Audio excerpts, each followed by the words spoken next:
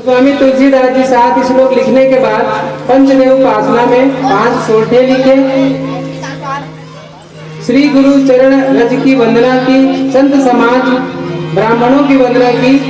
वो स्वामी तुलसीदास जी ने दुष्टों की भी वंदना की है। जो दूसरों की निंदा की, जो दूसरों को अहित करते हैं, वो स्वामी तुलसीदास जी ने उनकी भी वंदना की है। कई लोग पूछते हैं कि महाराज श्री उनकी वंदना क्यों की, दुष्टों की? तो गोस्वामी तुलसीदास जी जब कह दिए हैं कि सिया राम में सब जग जानी, तो इस सिया राम में वो सब भी आते हैं।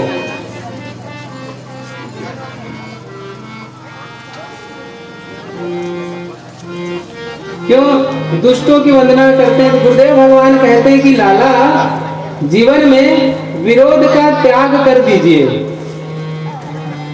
आपके विकास में कभी कोई अवरोध नहीं आने वाला है। अवरोध ही आता है विरोध के कारण। आगे बढ़ने वाले को कभी किसी से उलझना नहीं चाहिए, आगे बढ़ते रहिए। देखिए उदाहरण से बताएं आपको, हाथी जब अचानक से किसी गांव में आता है तो हाथी को देखकर गांव के कुत्ते खूब भौंकते हैं। गांव के कुत्ते हैं उसको खूब भौंकते हैं। क्यों भौंकते हैं? कुत्तों का एक अलग ही समस्या है भाई बाप। कुत्ते सोचते हैं कि गांव में हम रहते हैं और ये हाथी अचानक से कहां से आया है और इसको लोग फल खिला रहे हैं, पूजा कर रहे हैं, और हमको कोई आज तक कोई फल खिलाते नहीं, हमको उल्टा डंडा मारते हैं। और ये कुत्ते भी बड़े सियाने हैं, दूर से भौंकेंगे ना, पास नहीं जाएंगे। क्यों पास जाएंगे? जानते हैं हाथी अगर पैर में दबा दे सीताराम हो जाएगा। इसलिए कुत्ते भौंकते हैं, लेकिन हाथी उनका जवाब नहीं देते। क्यों? हाथी सोचते हैं हमको तो इस गांव में रहना नहीं है, कुत्तों को तो भौंक के इसी गांव में रहने जाना है। इसलिए हाथी अपना मस्त होते हुए अपने पथ के ऊपर आगे बढ़ जाते हैं। इसलिए आप सभी सदा अपने लक्ष्य निर्धारित करिए, उस लक्ष्य पे निरंतर चलते रहिए। लोग जो कहते हैं वो कहते रहने दीजिए।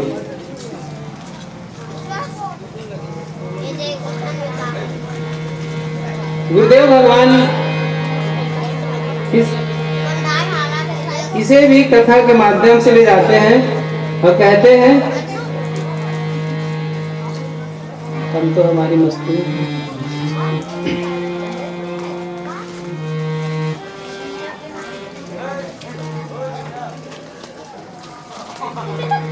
श्री राम श्री राम श्री राम।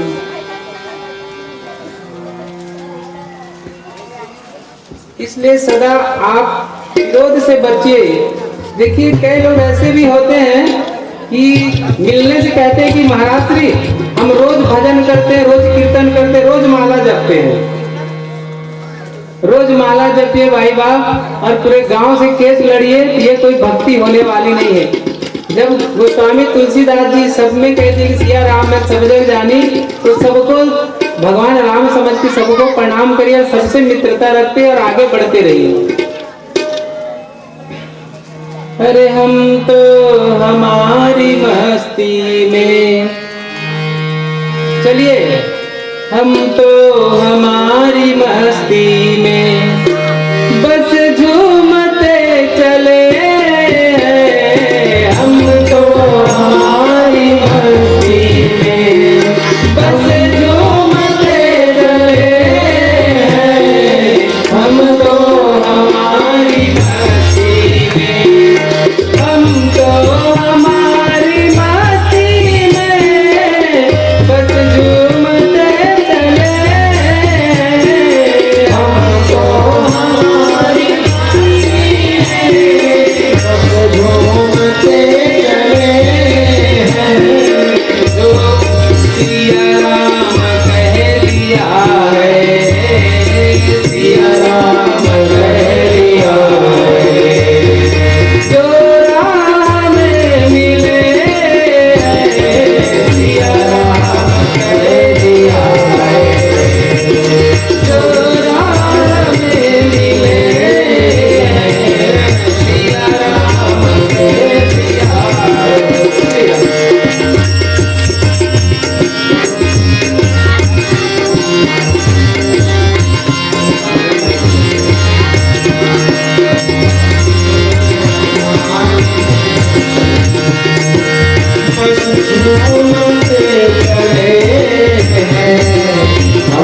तो हमारी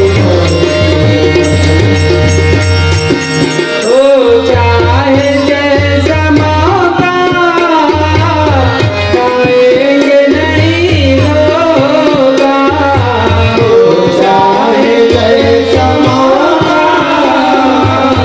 पाएंगे नहीं होगा। पाया है ज्ञान अब हमने गुरुदेव से अनोखा, पाया है ज्ञान हमने गुरुदेव से अनोखा। डूबते हैं डूबे,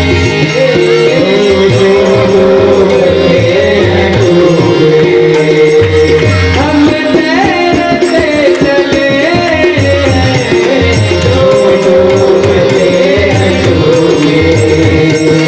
हम तैरते चले हम तो हमारी मर्जी, डूबते चले हम तो हमारी मर्जी।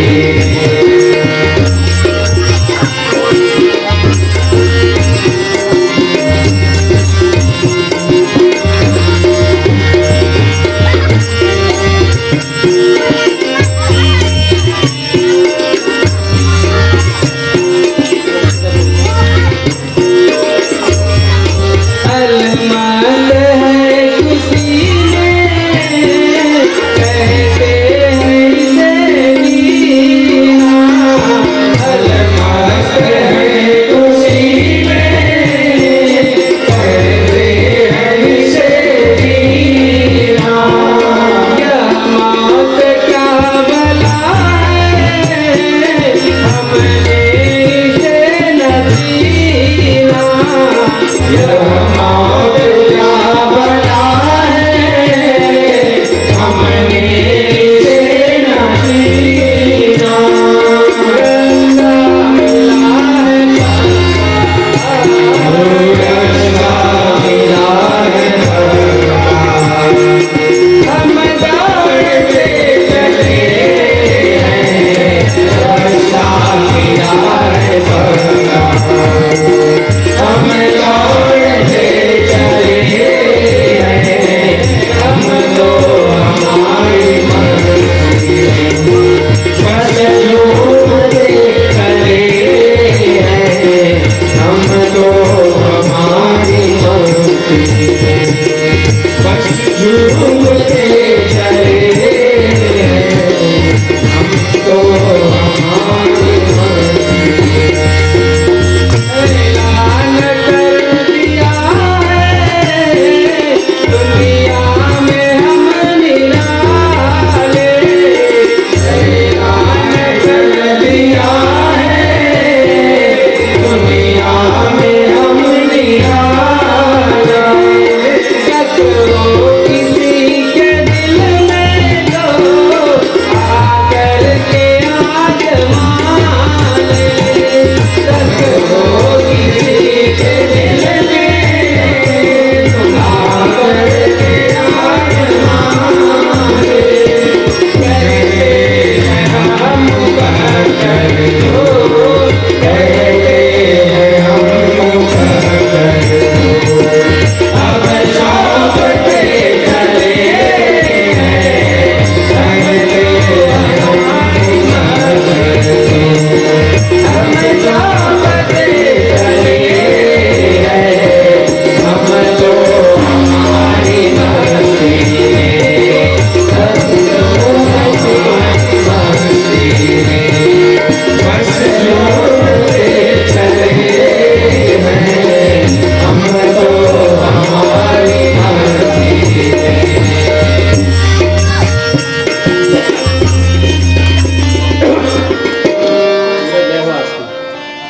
देव भगवान भला करे आपको। पूज्य पाठ गोस्वामी तुलसीदास जी महाराज कथा को अब अस्सी घाट से उठाकर तीर्थराज प्रयाग में लेकर गए। तीर्थराज प्रयाग अर्थात विश्व में जहाँ प्रथम यज्ञ हुआ था उसका नाम है तीर्थराज प्रयाग। इलाहाबाद न कहिएगा, योगी जी का धन्यवाद कहिएगा, उसका नाम फिर से प्रयागराज हो गया, प्रयागराज। बाबा कथा को तीर्थराज प्रयाग ले गए, मानसिक रूप से चौपाइयों के माध्यम से आप सब चले तीर्थराज प्रयाग चलते भरद्वाज ऋषि जी और याज्ञवल्क्य मुनि की जाए, याज्ञवल्क्य मुनि जी के पास।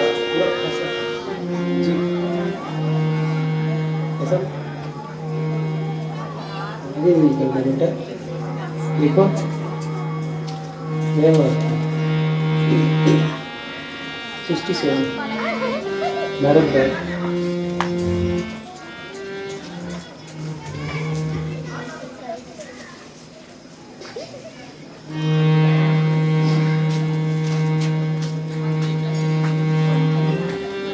पूरा फोटो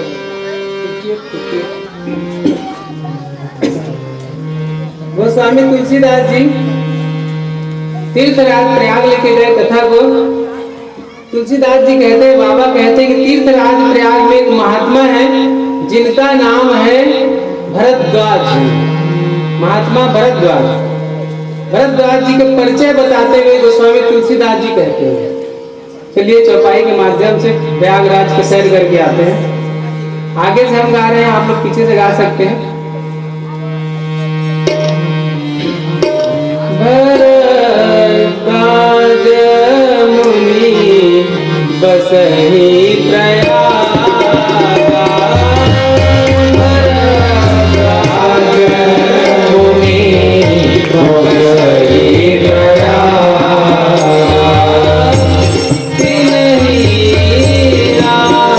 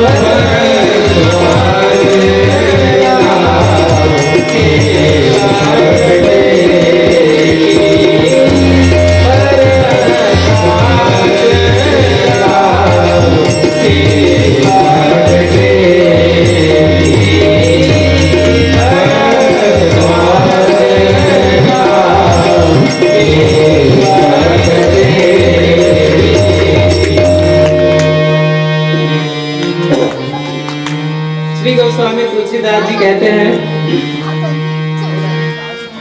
कि तीर्थराज प्रयाग में एक महात्मा है जिनका नाम है श्री भरद्वाज जी। भरद्वाज जी का परिचय बताते हुए बाबा कहते हैं कि नहीं राम पद अति अनुरागा। कहते हैं कि भरद्वाज जी राम जी के चरणों में अनुराग रखते हैं। अनुराग अर्थात प्रेम, और प्रेम माने अति प्रेम मतलब अति अनुराग रखते हैं। और वो परिचय बताते हुए कह रहे कि वो है कैसे, तापस समागमा, तापस अर्थात तपस्वी है, सम से परिपूर्ण है। सम कहे तो मन, मन हमारे बस में हो जाए उसको सम कहते हैं। अब यही होता नहीं, मन ही हमारे बस में नहीं हो। मन कभी कहता है कभी यहाँ चले जाए, कभी वहां चले जाए, कभी ये खा ले, कभी वो खा ले। मन की बात सर्वोपरि होती है। हमारे शरीर में 11 इंद्रियां हैं, उसमें 5 कर्म इंद्रिय, 5 ज्ञान इंद्रिय है, और उन सबके ऊपर है कर्म मन की इंद्रिय है।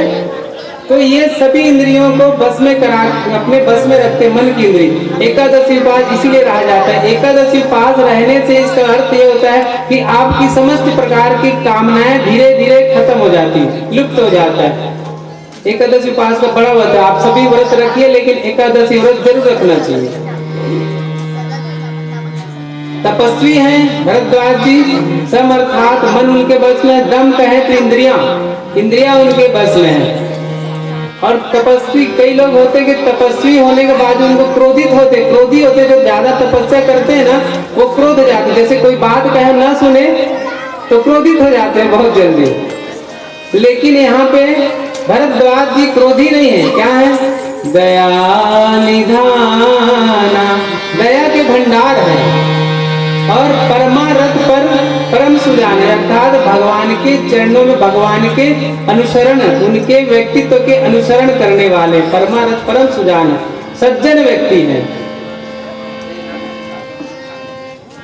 जब सूर्य माघ महीने में मकर राशि में जब सूर्य आती है तो तीर्थराज प्रयाग में मेला लगता है, प्रतिवर्ष लगता है। इस वर्ष भी हमें हर वर्ष लगता है, अभी फरवरी माह में भी लगने वाला है। तो वहां अनेक स्थानों से, अनेक तीर्थ स्थानों से संत मुनि महात्मागण आते हैं और तीर्थराज प्रयास में कल्पवास करते हैं, और कल्पवास कर कर वहां तीर्थों में स्नान कर कर सत्संग करते हैं, एक दूसरे को कथा सुनाते हैं, कभी श्रोता बन के, कभी वक्ता बन के। एक समय तीर्थराज प्रयाग में सत्संग लगा तो सभी ऋषिगण संतगण अपने अपने आश्रम को जाने लगे। तो उसमें से एक महात्मा जी थे, संत मुनि थे, याज्ञवल्क्य जी। तो याज्ञवल्क्य जी जब भरद्वाज जी से अनुमति मांगने आए तो भरद्वाज जी ने याज्ञवल्क्य जी के चरणों को पकड़ लिए। बाबा कहते हैं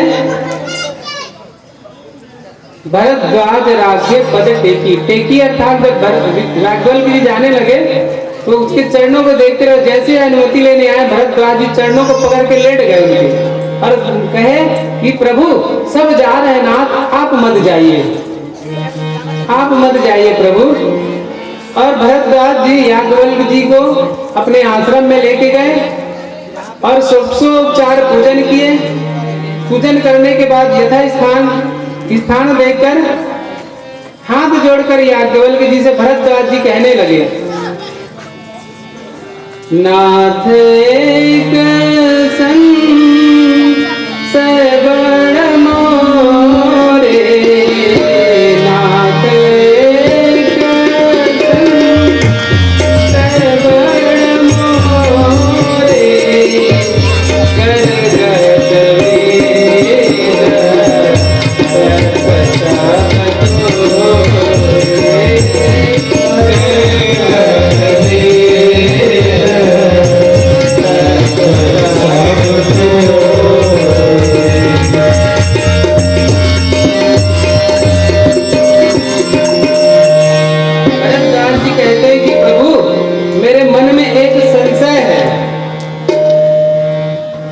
जानता हूं कि आप मेरे संशय को दूर कर सकते हैं। करगत वेद तत्व सूर्य, आपके हाथों में वेदों के सारा तत्व है। ये वेद के तत्व क्या है, ये समझने वाली बात है।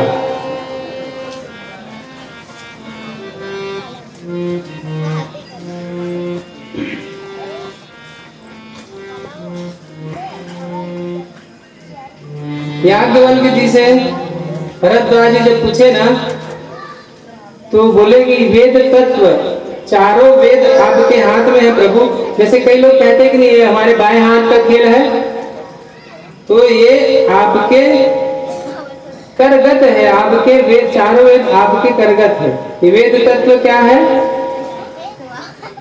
जब गुरुदेव भगवान वशिष्ठ जी ने चारों भाइयों का नामकरण संस्कार किया, राम जी, भरत जी, लक्ष्मण जी और श्री शत्रुघ्न जी का नामकरण करने के बाद गुरुदेव भगवान महाराज चक्रवर्ती दशरथ जी से कहते हैं, वेद तत्व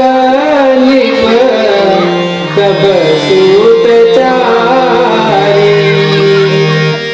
एक गुरुदेव भगवान वशिष्ठ जी के श्रीमुख वचन है। महाराज आपके जो चारों पुत्र हैं वो चारों वेद के तत्व हैं। ऋग्वेद, अथर्ववेद, सामवेद, यजुर्वेद, ये चारों वेद जो नारायण भगवान हैं, इन चारों नारायण भगवान के सार तत्व है। राम जी, भरत जी, लक्ष्मण जी और शत्रुघ्न जी। यहाँ भरद्वाज जी कहते हैं याज्ञवल्क्य जी से कि करगद वेद तत्व सब तोरे। प्रभु ये चार वेद के जो तत्व हैं ये आपके करगत हैं, अर्थात आप जानते हैं इसे, और जो मेरे मन में संशय है वो इसी तत्व से संबंधित है। याज्ञवल्क्य जी बोले कहिए भरद्वाज जी आपका संशय क्या है? बोले यही तो बात है। कहत सुमोहिला गत भयला जा। प्रभु मेरे संशय को आपके सन्मुख प्रकट करने में मुझे लज्जा आ रही है और भय लग रहा है। आप दर्शन करिए, अगर किसी से कुछ बात पूछना भी चाहिए तो किस भाव से पूछना चाहिए, ये प्रसंग का दर्शन करिए। यहाँ पर भरद्वाज जी के आप धन्यता का दर्शन करिए। कहते हैं प्रभु जो मेरे मन में प्रश्न है उस प्रश्न को आपके सन्मुख रखने में मुझे भय लग रहा है और लज्जा भी आ रही है। भय इस बात से कहीं आप ये ना समझ लें कि मैं कहीं आपका परीक्षण तो लेने नहीं आया हूं, और लज्जा इस बात से आ रही ना मैं प्रातः स्मरणीय परम पूज्यपाल श्री वाल्मीकि जी का शिष्य हूँ। इतने बड़े ऋषि का शिष्य होने के बाद भी मेरे प्रश्न को सुनकर आप कहीं मेरे गुरु जी के विषय में ना सोचने लगे। ना जाने वाल्मीकि जी ने अपने शिष्य को क्या क्या सिखाया है, इतनी सी बात इनको नहीं मालूम। इस कारण मुझे लज्जा आ रही है और भय लग रहा है। भरद्वाज जी कहते हैं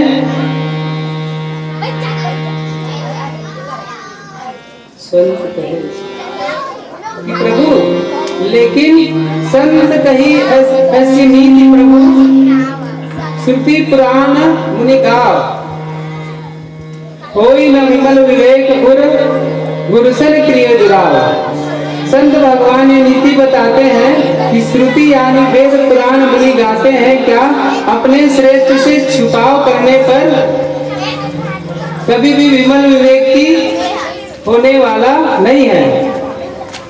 इस बात को गाढ़ बांध कर रखिएगा, छिपाव तुम्हारे विवेक को समाप्त कर देगा। अगर किसी विषय से संबंधित हमें जानकारी नहीं है तो यहाँ पर खुद को विद्वान न बनाकर किसी विद्वान से अवश्य ही सलाह ले लेना चाहिए। क्यों? इससे हमारा विवेक जागृत हो जाएगा। जीवन में यदि आनंद पूर्वक जीना चाहते हैं माई बाप तो अपने श्रेष्ठ से छिपाव से बचिए।